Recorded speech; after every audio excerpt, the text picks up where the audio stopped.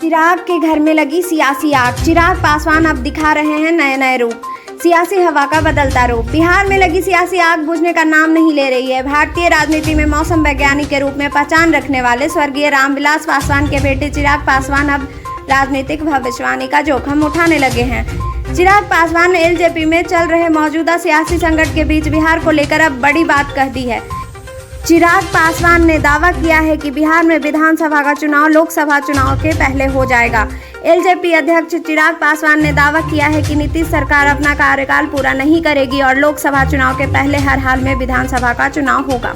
लोक जनशक्ति पार्टी में मौजूदा संकट पर बेबाकी से अपनी बात रखते हुए चिराग पासवान ने समाचार एजेंसी को दिए इंटरव्यू में कहा है कि उनकी पार्टी का संविधान बेहद स्पष्ट है। राष्ट्रीय कार्यकारिणी के स्वरूप और उसके फैसलों के साथ साथ अध्यक्ष के चयन की प्रक्रिया को लेकर कहीं कोई कंफ्यूजन नहीं है। संसदीय दल का नेता चुने जाने का दावा करने वाले उनके चाचा पशुपति कुमार पारस को लोकसभा अध्यक्ष ने भले ही इसकी मान्यता दी हो, लेकिन उन्होंने अपनी बात स्पीकर ओम बिरला तक पहुंचा दी है। चिराग ने कहा है कि उन्हें उम्मीद है कि लोक जनशक्ति पार्टी का संविधान समझने के बाद वह अपने फैसले को बदलेंगे। चिराग पासवान ने कहा है कि वह परिवार और पार्टी दोनों में से किसी को टूटने नहीं देना चाहते थे।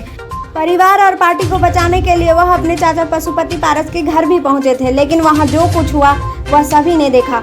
चिराग पासवान ने एक बार फिर भरोसा जताया है कि राष्ट्रीय कार्यकारिणी में उनके पास पूर्ण बहुमत है और पार्टी का पूरा संगठन, जिला की इकाई सभी उनके नेतृत्व के साथ खड़े हैं। चिराग पासवान ने अपने चाचा पशुपति पारस को विरोधी खेमे की तरफ से राष्ट्रीय अध्यक्ष चुने जाने को हास्यास्पद भी करार दिया।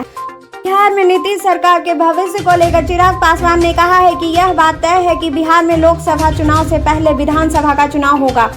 विधानसभा चुनाव के मद्देनजर हम जल्द ही अपने गठबंधन को लेकर फैसला भी करने वाले हैं। चिराग ने कहा कि आगे लोक जनशक्ति पार्टी का गठबंधन कैसा होगा और किन दलों के साथ होगा, इसको लेकर भी फैसला जल्द कर लिया जाएगा। चिराग पासवान ने कहा कि नीतीश कुमार एनडीए में रातों रात वापसी जरूर कर गए थे, लेकिन उन्होंने एनडीए में शामिल घटक दलों के ऊपर अपनी नीतियों को थोपना चाहा।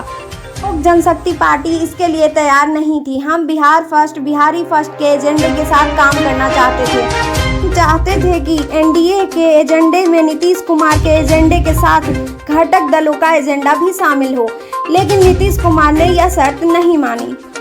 अब देखना यह है कि आने वाले समय में कैसे बदलता है सियासी खेल। ब्यूरो रिपोर्ट, सरस न्यूज़।